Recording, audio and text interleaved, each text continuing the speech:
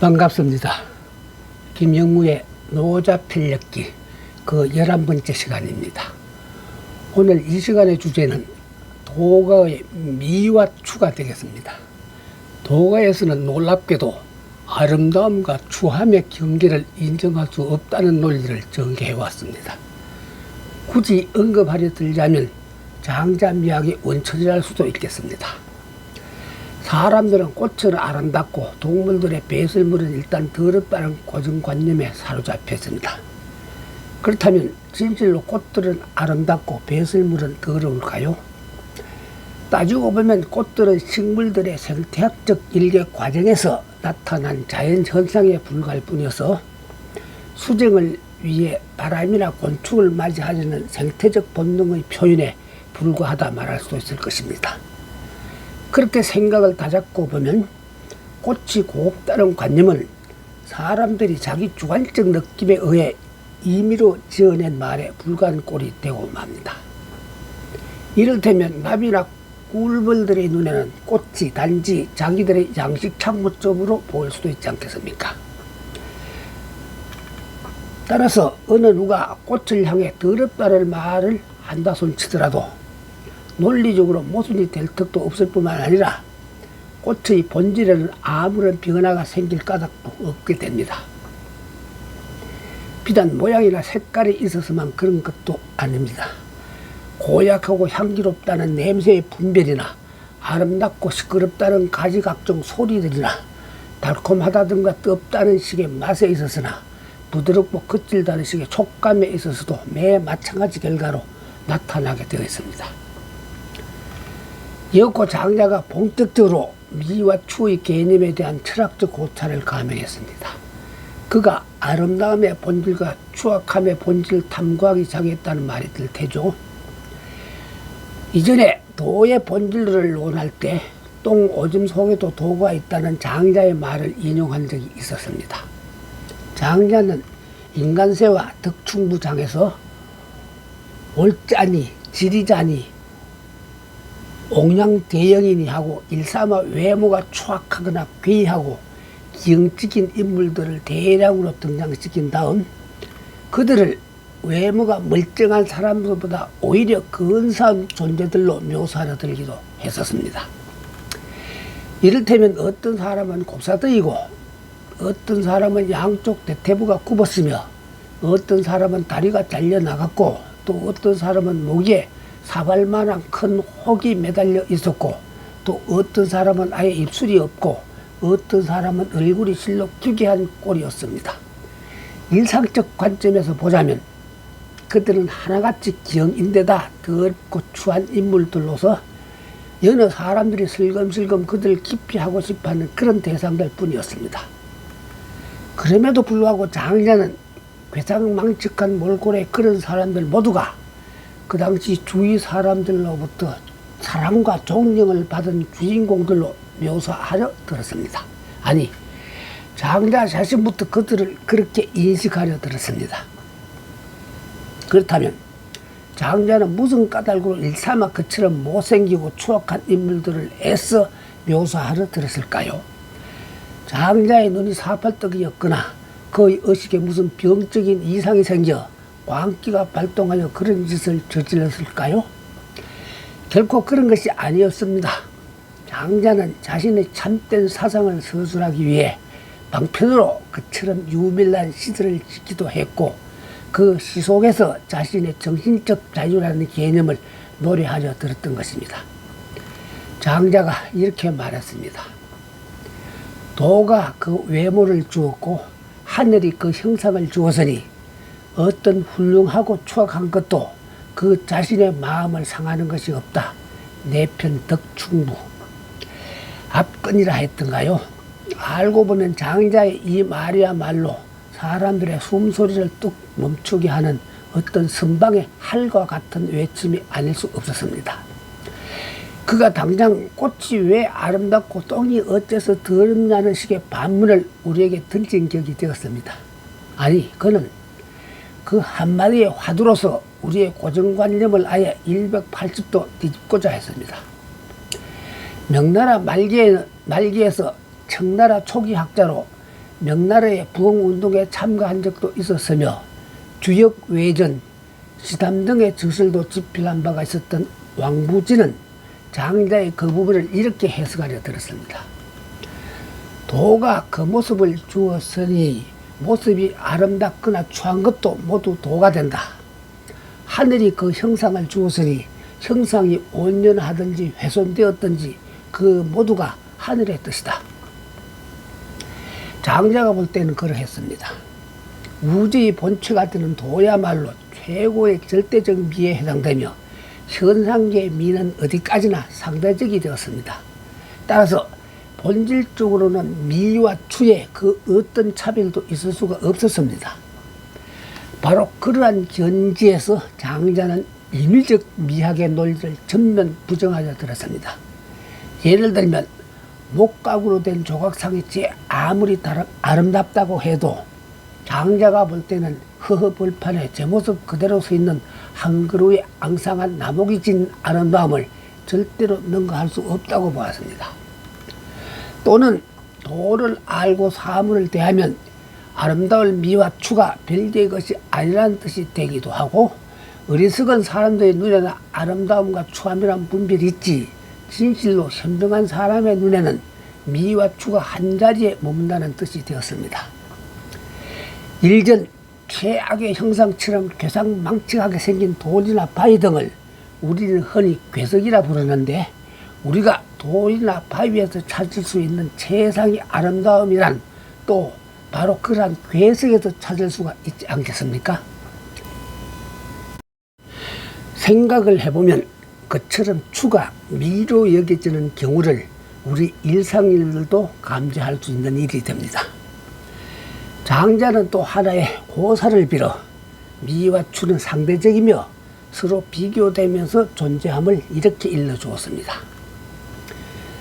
추수는 때가 되면 백천이 흘러 내에 흘러들고 흘러갈수록 크게 되어 양, 물가, 모래섬, 언덕 사이에 소나 말을 분별해낼 수가 없었다. 이에 물의 신인 하백은 혼연히 스스로 기뻐하여 천하의 아름다운 미가 자기에게 모두 집중되었다고 여겼다. 흘러서 동으로 가 북해에 이르렀다. 동쪽을 바라보니 물의 끝을 볼 수가 없었다. 이에 하백은 그 면목을 돌려 바다를 바라보며 약을 향해 간식하기를, 야담에는 돌을 100가지 들어도 어떤 사람도 자기가 그런 사람이라는 것을 아는 사람이 없다 하였으니 지금 내가 말하는 것이다 라 하였다. 지금 내가 그대의 끝이 없음을 보고 나는 그대의 문에는 가까이 이를 수 없으며 나의 뛰어난 것은 대방지가에게는 웃음거리라는 것을 이제 알았다. 부쾌하게 말해주기를, 우물한 개구리가 바다를 말할 수 없는 것은 그 터전에 구애된 것이며 여름벌레가 얼음을 말할 수 없는 것은 오로지 그 시기 때문이다. 곡사가 도자에게 말할 수 없는 것은 가르침에 구속되기 때문이다. 지금 그대는 벼랑을 벗으나 대해를 보고서야 그대의 추한 것을 알았다. 그대는 대리를 더불어 이야기할 수가 있다. 오해편 추수. 인용물이 다소 장황한 것 같지만 그 뜻은 오히려 간단하다 하겠습니다. 처음 하백, 즉 하천의 물이 천하의 아름다움이 모두 자기 몸에 집중되어 있다고 여겼습니다.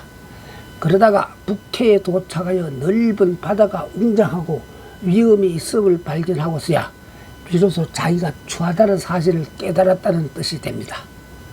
장자는 미추의 고정관념에 사로잡힌 사람들의 어리석음에 기가 막힌 모양으로 아주 집요하게 미추의 상대성을 논하려 들면서 연이어 조수를 퍼붓기만 했습니다. 양자가 송나라에 가서 여관에 투숙하게 되었는데 그 여관 주진에게는 두 사람의 첩이 있었다. 그 첩 중에 한 여인은 아름다웠고 한 여인은 처녀였다. 그런데 여관 주인 남녀는 웬일인지 추녀를 귀하게 여겼고 미녀를 천하게 여겼다. 양자가 그 연고를 물었더니 여관 주인은 미녀는 스스로 아름답다고 하나 나는 그 아름다움을 알지 못하고 추녀는 스스로 추하다고 하나 나는 그 추함을 알지 못하기 때문이란 대답을 했다. 우회편 3목. 양자가 봤을 때 송날의 여관 주인은 미스 월드같이 잘난 미녀첩은 마다하고 추물로 보여지는 첩만 데리고 놀더라는 말입니다. 기의 장자는 추에 대한 기존의 가치관을 전복시키는 데 결정적인 기여를 했고 중국의 미학사에서 미와 추를 동일선상에서 올릴 수 있는 결정적인 논리를 그가 제시한 셈이 되었습니다. 장자의 이 사상적 논리 개발로 말미암아 중국의 예술 세계는 그만의 독특하고 오묘한 미를 표현하기에 이르렀던 것입니다. 시청자 여러분께서도 앞에서 말한 기형적 인물들을 주인공으로 그려놓은 중국 그림들을 많이 보셨을 테죠.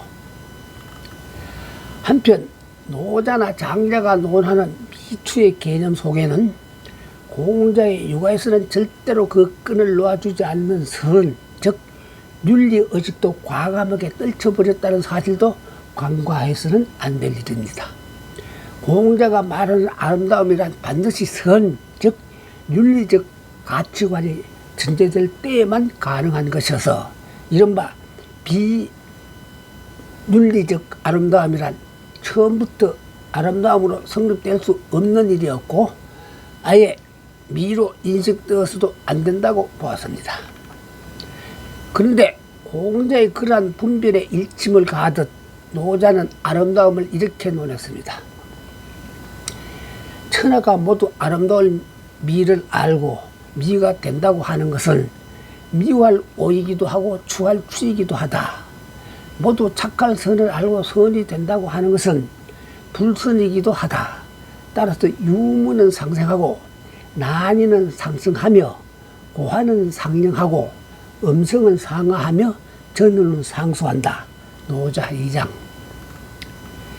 미와 추, 선과 악, 유와 무, 높고 낮음 등 노자가 일삼아 상대 개념을 일일이 나열한 까닭은 사람들이 소위 좋은 것만 추구하려 드는 육아식의 이리적인 시비 분별 행위를 비판하고자 하는 의도에 있었을 뿐만 아니라 그러한 삶의 자세는 부자연스러운 것이어서 도와 거리가 아주 멀다 하는 사실을 지적하고자 함에 있었습니다. 도가 곧 자연 그 자체이니 애서 자연의 순리를 저버리고 어디에 가서 아름다움을 찾을 수가 있겠느냐 하는 뜻이 되기도 합니다. 노자의 미학은 다음과 같은 말로 요약된다고 볼 수 있을 것입니다. 가장 완전한 것은 좀 모자란 뜻이 보인다. 그러나 그 효용이 다함은 없다. 크게 충만된 것은 텅 빈 것 같아 보인다. 그러나 그 작용에는 끝이 없다.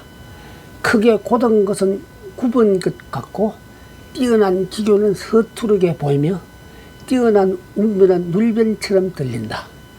움직이면 추위를 이길 수 있고 고요히 있으면 더위를 이길 수 있다. 맑고 고요한 것이 천하의 우두머리가 되는 것이다. 노자 45장. 노자나 장자는 원칙적으로 인공미, 즉 형식미를 부정하며 비판하려 들었습니다.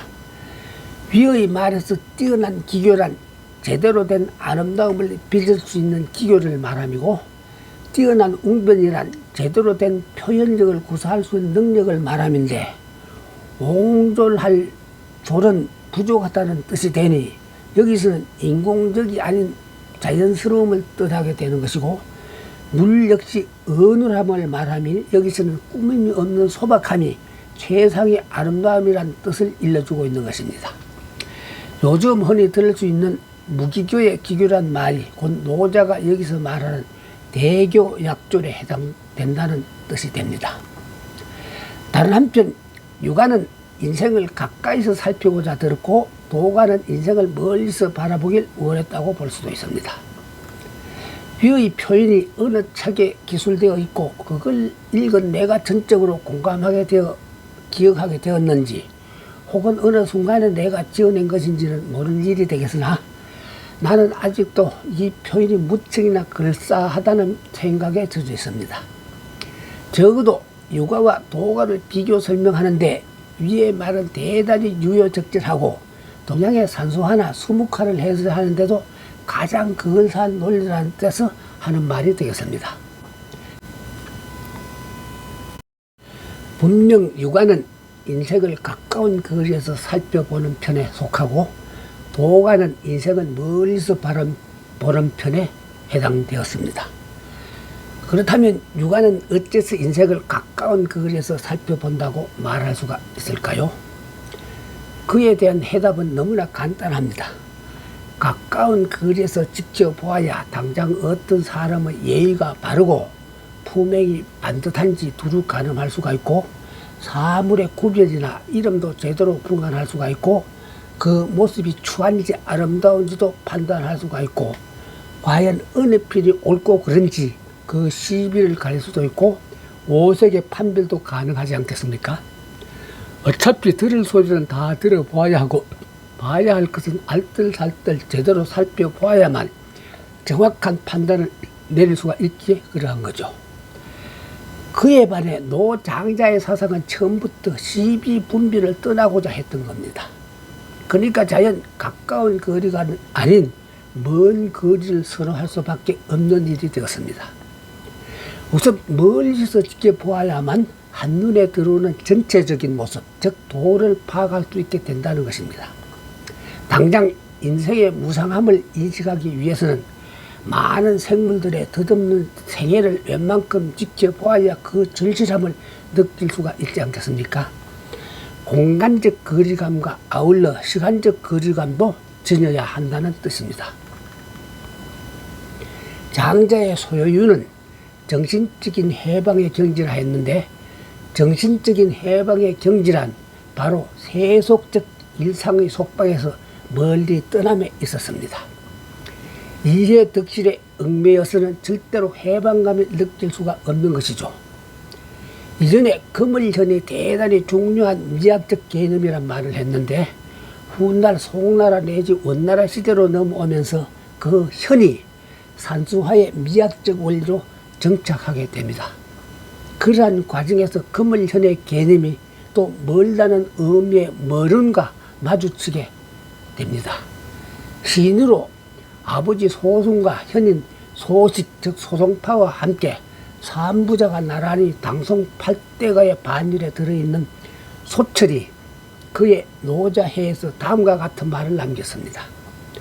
무릇 멀고 없는 듯하며 지극한 것은 그 색이 반드시 금을현이 되므로 노자는 언제나 금을현으로 그 지극한 것을 기탁했다. 노자 사상이 예술작품으로 가장 잘 구현된 사례가 바로 동양의 산수화인데 북송시대의 화가이며 신종으로부터 한림 학사원의 대조로 임명되기도 했던 곽희는 그에 이어서 인천 고치집에서 머런이라는 개념을 사용해 산수화의 의경을 다음과 같이 논한 바가 있었습니다. 보다 정확하게 서술하자면 인천 고치집은 아들 곽사가 아버지 곽희의 구술을 정리한 책이 됩니다. 여기서 사용된 의경이란 유한한 형상을 벗어나고 무한으로 치닫는 정신적 해방의 경지를 가리키는 미학적 용어로 인식하면 좋을 것 같습니다. 산에는 사무원이 있다. 산 아래에서 산 꼭대기를 쳐다보는 것을 고원이라 부른다. 산 앞에서 산 뒤를 두루 보는 것을 시문이라 부른다. 가까운 산으로부터 먼 산을 바라보는 것을 평원이라 부른다. 고운의 경색은 청명하고 시문의 경색은 중해하고 평원의 경색에는 명이 있고 해가 있다. 고운의 지세는 도론하고 시문의 경색은 중첩되며 평원의 경색은 충륭하고 표묘하며 묘모하다. 그 인물이 사문이 있으면 고운은 명료하고 시문은 세세하며 평원은 충담하다. 일일이 어려운 낱말풀이를 할 까닭도 없이 위에 서술은 한마디로 의경의 미학적인 본질은 도로 표현한다는 것이 되고 금을현에 가까운 머루는 곧 도로 통한다는 뜻이 되는 것입니다.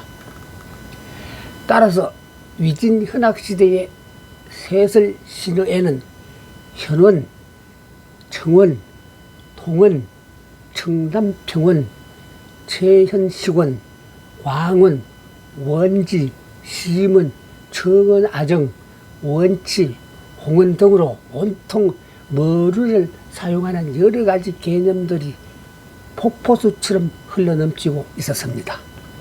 앞에서 도와 기가 천지벽까지로 늘렸다는 표현을 사용한 적이 있었는데 이쯤 되고 보면 멀은 자도 천지벽까지라는 느낌을 준다고 말할 수 있겠습니다. 아무튼 멀으리란 위진현학이 집요하게 추구했던 사상적 전개에 틀림이 없었습니다. 그렇다면 멀은의 개념 정리를 어떻게 해서 이렇게 결과가 나타났을까요? 한마디로 멀은은 금을 현하기 때문에 도로 통한다는 뜻이 됩니다. 그럼 멀원이 금을 현하다는 말은 또 어떻게 해석하면 좋을까요?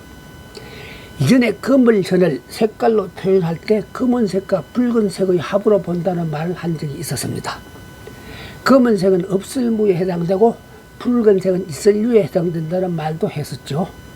그런데 여기에서는 비로소 원산, 즉 멀리서 바라보는 거무스레한 산의 빛깔이 다름 아닌 금을 현의 색깔로 나타난다는 사실을 발견해야 할 것 같습니다. 왜냐하면 가마득히 멀리 있는 산은 있음직도 하고 없음직도 할 뿐만 아니라 적어도 오색의 분별력에서는 확연히 벗어나 있기 때문입니다. 따라서 원산이야말로 노장사상이 말하는 금을 현이자 도에 근접한 것이라 말할 수 있지 않겠습니까? 훗날 수묵화의 원리도 결국 원산의 이 개념에서 출발했다고 봅니다. 오색의 개념에서 떠날 수 있는 색깔은 오직 묵색뿐이어서 묵색은 도에 가깝다는 논리가 형성되기 때문입니다. 다른 한편 추억은 아름답다고 느끼는 우리의 일상적인 심리의식 속에서도 어렵지 않게 앞에서 말한 멀은의 개념을 발견할 수 있겠습니다. 좀 전에 겪은 일이나 어제 오후의 경험 등이 아름답게 느껴질 리는 만만테죠.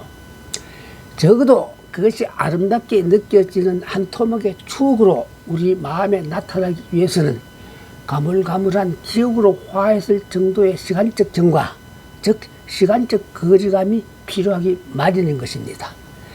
그 당시에는 무척 지겹다든가 덤덤했던 관계 등도 그것이 추억으로 떠오를 때는 분명 아름답게 느껴지기 마련입니다. 또는 사랑하는 연인을 둔 젊은이들의 꿈 또한 미래적 환상이어서 아름답기 마련입니다.